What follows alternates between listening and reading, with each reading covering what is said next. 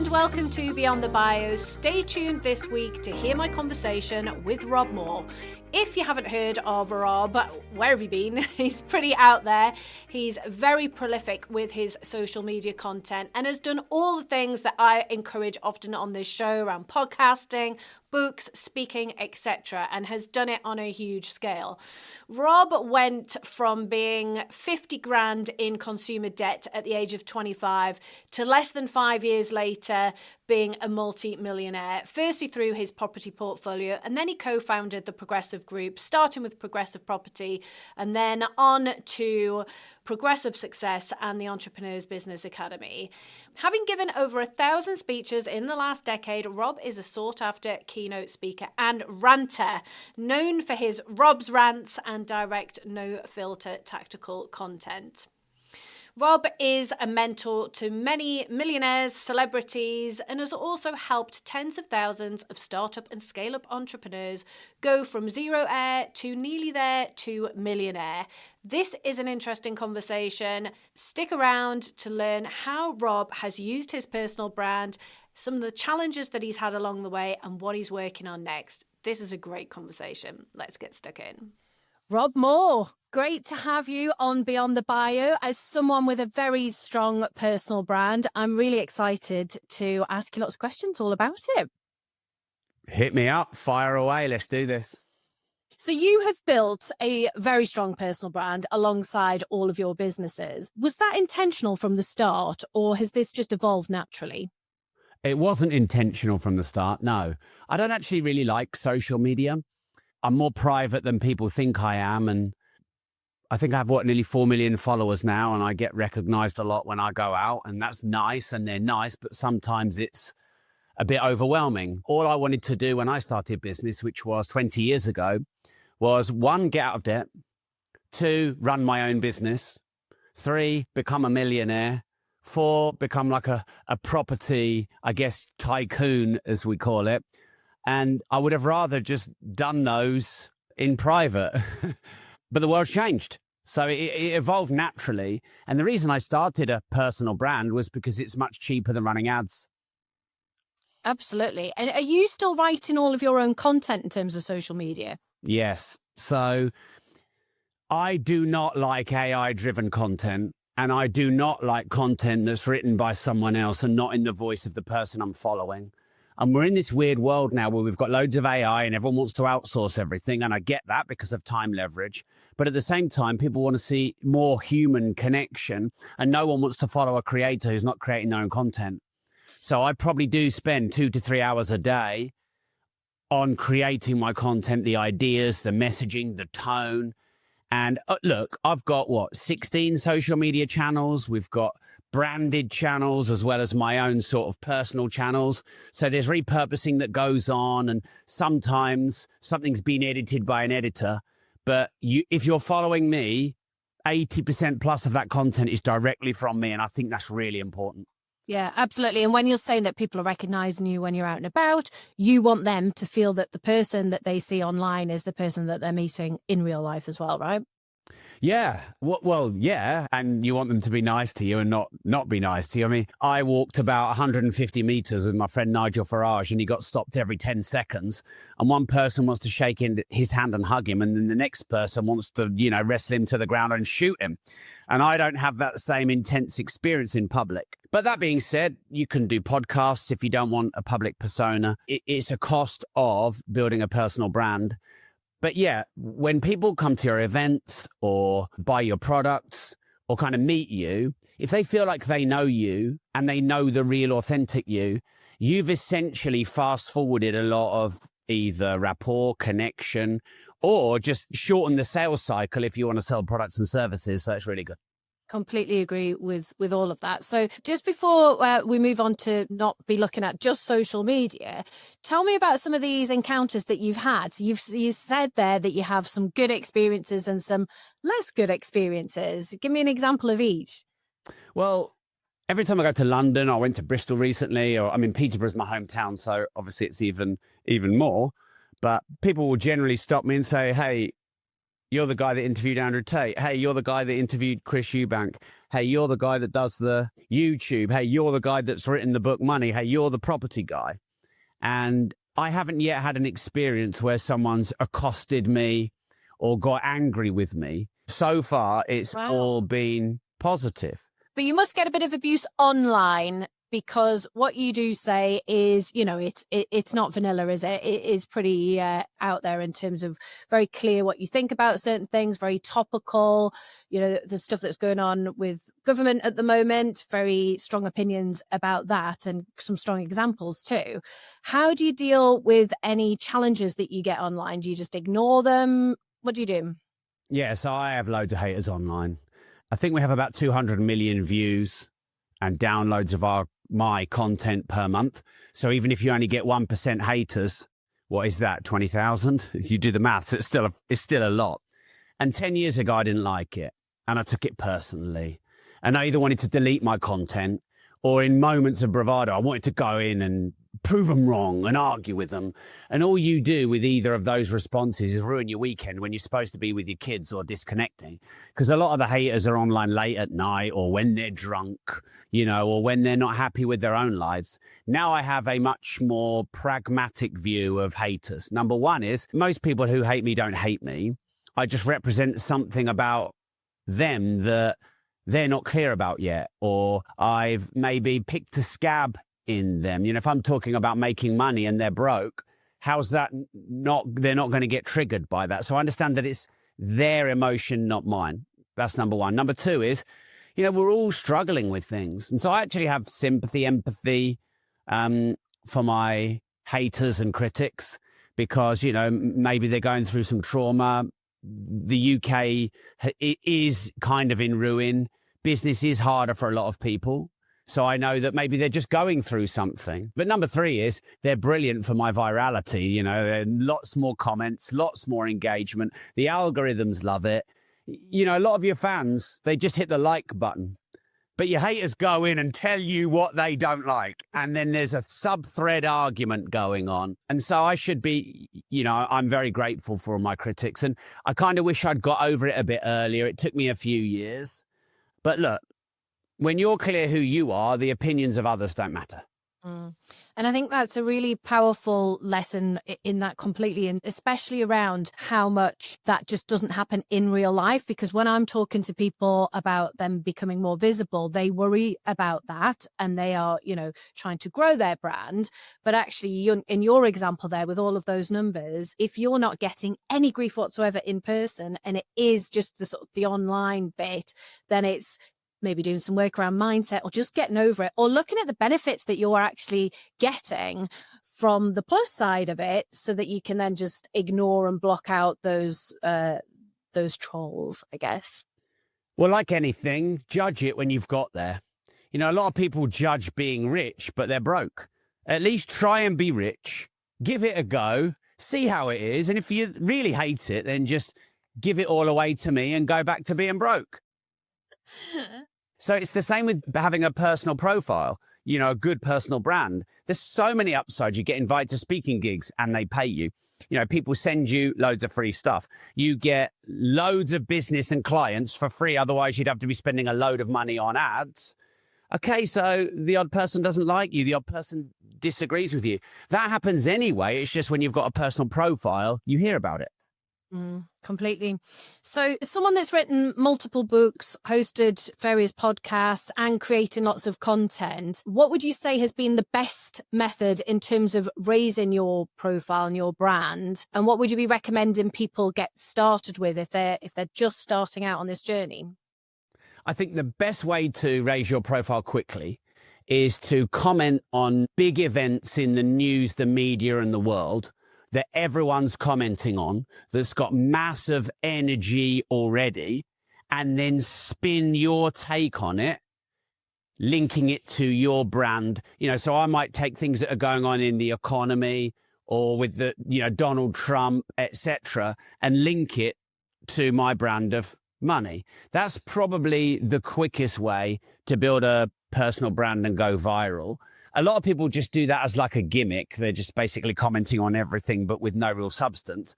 But if you find the link between the mass media, the frenzy, the hype, and link it to your brand, that's a win. That's the first thing. The second thing is be really clear about your message and just bang the drum every day. Now, I'm not the best at that because I like a bit of variety. A lot of entrepreneurs do. So I have my Disruptors brand, my More Money brand, my Money.school brand, my Progressive Property brand. I've written books on business, time management, property investing. And if I were giving feedback to myself, I would probably say choose a bit more of a narrow niche a bit sooner and do it for a decade or more. And so that's, moving forward into 2030 and 2040, I'm much more focusing on my money brands. So if someone was just starting out, the advice there from you, having been there and done that, is focus on one thing. And then if they want to, I guess they can go into different directions once they've achieved it in one area. Yeah, entrepreneurs find it difficult because we get excited about lots of different opportunities. And don't we just? I've got 2 podcasts. I could have started 10. I was just thinking this morning, okay, so I'm 46. Where do I want to be when I'm 50? Where do I want to be when I'm 60? What's my vision? And I know my vision is to help as many people on this planet get better financial knowledge. So I'm very clear that, for example, my More Money YouTube channel will overtake and will be bigger than my Disruptors YouTube channel, even though one has nearly 500,000 followers and one has nearly 3,000 followers because I just launched it. So I'm very clear about the future. And the more clear you are about the future, the more it makes the present easier to do. But just, if you played snakes and ladders and the ladders were short and the snakes were long and you kept going down snakes all the time, it's going to be frustrating. You're on the board playing the game, but you're never moving forwards. So consistency, everyone talks about consistency, but the art of compounding is essentially exponential growth over time. And the one rule of compounding is don't interrupt it. The one rule of consistency is don't interrupt it. If you smash the gym every day for 3 months and then takes 3 months off, you will be back where you started. If you just go to the gym 3 to 4 times a week for 5 years, you will be in great shape. So I think consistency is hard for people. Either they're impatient, or they don't have a long enough term view, or they get distracted by too many things, or they can't control their own emotions of fear of missing out. And I know I've also made those mistakes, if you like, but at least if you're going to make those mistakes, always make them moving forwards, always make them taking action. It's better to have one too many books or one too many YouTube channels than none at all. Totally. And I think consistency is massively underrated because people see this whole, get rich quick type thing. And I would imagine that a lot of people that consume your content have got that in mind and that's what they want to do. But actually, the reality is you've got to be consistent and you've got to work hard. I mean, how many hours a week do you still work now as someone that, is financially secure and has got lots of successful businesses? So I start work anywhere from 1 a.m. to 5 a.m. and I work every day, every weekend. In fact, my wife said to me recently, Rob, you've worked every single day since Steve Jobs invented the iPhone. I hate Steve Jobs. So I'm not preaching that, by the way. I don't preach how long anyone should work. It depends what's important to you in your life. I merge and blend in my family, my travel, my life, and my work. I don't separate them, and that works for me. But if you want to really make money and you really want to make a difference, you have to put in the hours and work hard. But you also have to choose what to work hard on. And not enough people talk about that. Because, there's plenty of coal miners or nurses or really good, honest people making an honest living and not making much money because they're working hard on something that doesn't pay well. So you got to work hard on the right thing that pays well. When do you sleep then? Well, I sleep from about 9:30 p.m. to between 1 and 5 a.m. Just go to bed. I mean, I go to bed before my kids. I do as well. Bobby woke me up about 3 times last night and it still wasn't even 10 p.m. So Love it. Early nights are the way forward. I'm telling you, they really are. Thinking about your books then, because you've got quite a few books and books are something that a lot of our podcast listeners are really into. How have they accelerated your brand? Have they helped you to win a new audience? Have they helped you to increase your speaking fees? Tell us about that. Yeah. So my two probably most popular books are Money and Life Leverage. And I think between them, they're translated in about 16 different languages.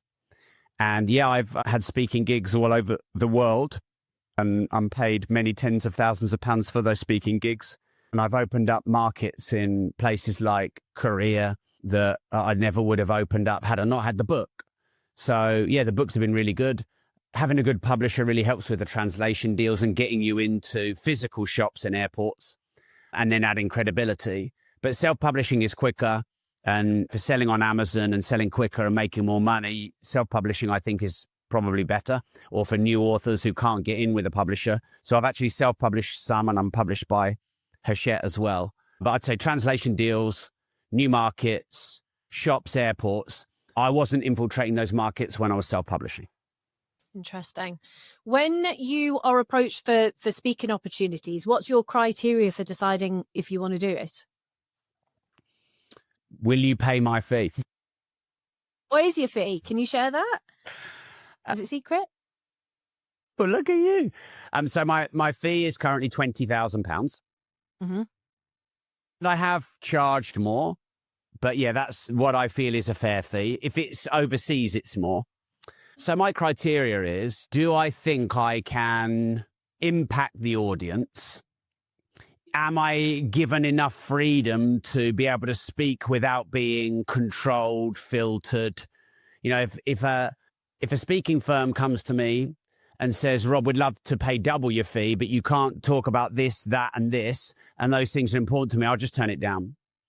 Some people want an audience that's already fit for their niche. I don't care about that. I'll talk in any audience as long as I think I can make an impact. So they're probably my criteria. And do you have like a set kind of talk that you do? No. Do you prepare it quite a bit in advance, or are you just No. rocking up and talking about what you fancy talking about that day? Yeah. So my friend Gerald Ratner has one talk. He's done the same talk for 25 years, made millions out of it. You know, I know other speakers. It's a great talk. And he's still reading the same 5x7 cards that he wrote on 25 years ago. You can see that sellotape, and they're all dog-eared. And I've got friends who are peers in my industry that get paid similar amounts of money, and they pretty much do the same talk. And I see the upside of that because you get known for that. But you get a different talk every time with me. I think I've done 1,350, 1,400 talks. I've spoken at some events like 6 years in a row. And every time you get a different talk. You get a raw talk, a natural talk, a ranty talk. We just talk about what themes you want me to hit, and then you just let me go. And, you know, the good thing about that is all my existing followers and fans get something new every time. I suppose it's a bit more confusing for a new person that's watching me. I also bring what's going on in my life into the talk. So if business is absolutely smashing it, I'll bring that in. If life's really hard and I've got loads of shit going on, I'll bring that in. And I'll just bring what is real in the moment, as opposed to a script. I don't do PowerPoint. I don't have visuals. I get off the stage. I get in the audience face. And obviously because of that, some people don't want me to speak at their events because I'm maybe a little bit too disruptive. But I think you've got to find your own point of difference and, you know, lean into the power of being yourself. And for a lot of people, public speaking is their ultimate fear, especially when they're just starting out with growing their brand. Did you have any training in the early days, or is this confidence in speaking just come from having done like 1,400 talks? Is that the way to do it? I mean, it'll take a while to get to that point, but, you know, did you have any training? So I think I may have done 1 to 2 little networking-y talks without any training, and it was a disaster. And then out of nowhere, I got quite a big gig early. I'm talking, 250, 300 people. And because I've done a couple of talks, and you know, when people come up to you and go, oh, yeah, that was nice. You know, what they really mean is, that was shit. And so I'm like, I'm clearly shit. And I'm clearly not natural at this. I'm clearly not born with this, even though 1-to-1, I'm perfectly confident speaking, but it's different in front of an audience. So no, I went and got a lot of training. I thought it was really important. I did a Chris Howard public speaking course in Australia. Then I continued to develop my skills. I ended up buying that company, and then we now run that speaker training many years after. But public speaking, the problem with something going wrong in front of 250 people is it's much worse than it going wrong in front of no one. So actually, you do want to prepare yourself properly for that. And, I've learned a framework and a system, but my style looks very accidental and natural and in the moment. Some people like to be scripted and tight. And, both styles can work. And you've just got to find that. And I think that there definitely is something in doing more and more and more of them, because having done 1,400, having that under your belt is, you learn as you go. And I expect you've probably seen all sorts of different things happen in terms of how the audience react to things as well. And you can develop your confidence with that. So you have been in the business world for a long time, which makes you sound really old, but you're the same age as me or similar age as me. And I don't feel old, but thinking about what's next for you. And you mentioned there, when you're 50, when you're 60, how do you see personal branding evolving over the next few years in line with that? So my personal vision is to help as many people on this planet get better financial knowledge. My goal by 2030 is to have 200,000 members of my money.school. And we have a 3 one-line strategy approach to get there. And one of those things includes developing my global personal brand. And it's taken many years to be that tight and clear. We've got it in a one-page document, which all of our 100 staff have access to, so they know where we're going and they're on the same mission with us. Now, where do I see personal brand going? Well, I only see it growing. People think the internet is old. It's 30 years old. People think social media is old. It's 20 years old. People think AI is old. It's 3 years old. The personal brand, I think Michael Jackson, in my mind, stands out as the first person who really, was the personal brand. And then probably then Michael Jordan. And as it's evolved now, any TikToker, YouTuber, Facebooker, Instagrammer can build a personal brand. You've got Britain's Got Talent, which is one of the biggest mainstream shows, and you've got KSI as a judge who used to just sit and watch games and laugh at them online. So it's probably the best way to build a business and create wealth and leverage getting sponsors without needing staff, overhead, loans, premises, stock, and all the other weighty overhead things you needed 25 years ago. I remember my dad owned a pub and I wanted to start another pub, and I had to go and put on a suit and go to our bank manager and ask him for $100,000 loan, and he turned me down. And there was no other way. And now you just start a TikTok channel, go walk on the street and interview people, and bang, like my friend Simon Squibb, who I've known for years, blown up out of nowhere. Well, he hasn't. He's just got on streets and started talking to people, and he's found his thing. So it's going to evolve, the personal brand, because algorithms are going to change and what people want is going to change. But we have this decentralization of media now, which is brilliant. Media used to be radio, TV, print. Then it was Google and Google ads. And then it was kind of big corporations or movie and music celebrities. Now it's anyone on social media. Yeah. The time is now. Rob, it's been awesome talking to you. I've enjoyed picking your brain around what's working for you and where things are going. If anyone listening happens to not have heard of you, where is the best place for them to find you? Because you have so many channels. Where would you want to direct them to?